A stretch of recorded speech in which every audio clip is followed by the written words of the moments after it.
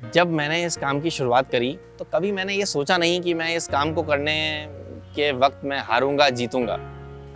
बस एक जोश था, एक जज्बा था। इसलिए हार जीत से परे केवल लड़ना था, काम करना था। एक यही कोशिश रही मेरी और मुझे लगता है कि मैं धीरे धीरे सफल हो रहा हूँ उस कोशिश में। मेरा नाम सौमित्र त्रिपाठी है। मैं पिछले 15 सालों से शहीदों के लिए काम कर रहा हूँ।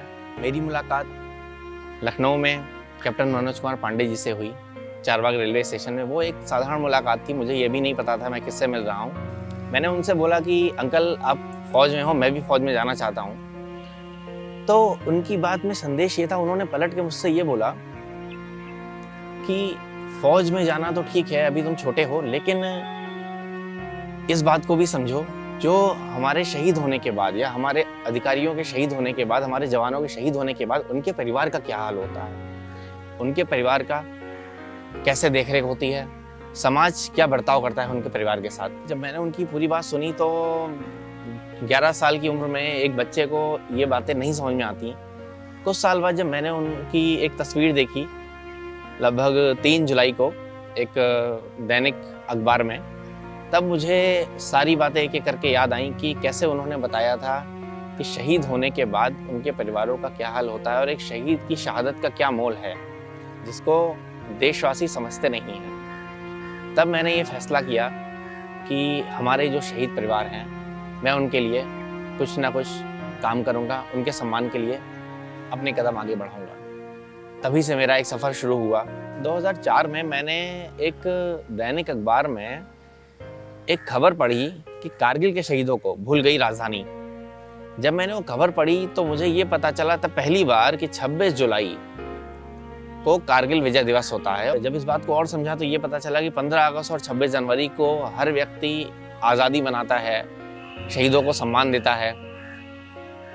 तब जब इस बात को और गहराई से समझा तब ये समझ में आया कि साधारण लोगों को उस समय ये पता ही नहीं है कि 26 जुलाई कारगिल विजय दिवस होता है और उनको उसमें उन शहीदों का सम्मान करना चाहिए।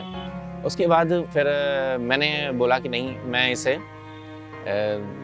आगे इसको हमेशा कंटिन्यू रखूँगा, हमेशा इसको जारी रखूँगा और 26 जुलाई को मैं कोई ना कोई एक कार्यक्रम करूँगा या उन परिवारों के सम्मान के लिए कोई ना कोई कदम उठाता रहूँगा। तब मुझे पहली बार पता चला कि लखनऊ में 1962 से लेकर 1948 से लेकर 2005 तक कुल 52 शहीद परिवार हैं और 2005 से लेकर 2008 लगभग जनवरी तक 2.5 साल का समय लगा उन 52 शहीदों के घर जाने में, उनका घर ढूंढने में। बहुत समस्या आई। किसी का घर बदल गया था, किसी के घर में उनके शहीदों के जाने का गम इतना ज़्यादा था कि मेरी बातों को सही से समझा ना गया। बहुत से परिवारों की तरफ से ऐसा सहयोग आया कि उनको ये लगा कि उनका बेटा ही है, क्योंकि उन परिवारों का एक लौता बेटा था।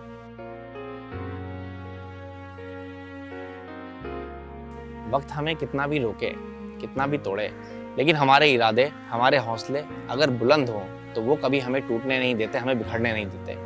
इसी एक भावना को अपने अंदर रखते हुए मैंने अपने इस काम को जारी रखा, जिस कोशिश में मैं आज तक लगा हुआ हूँ और मुझे उम्मीद है कभी ना कभी मैं इस कोशिश को लेकर सफल ज़रूर होऊंगा। या जो भी हमने उद्देश्य मान के रखा है इस पूरे काम की सफलता को लेकर, उस सफलता की सीढ़ी तक हम पहुँचेंगे ज़रूर, इस बात की मैं उम्मीद रखता हूँ।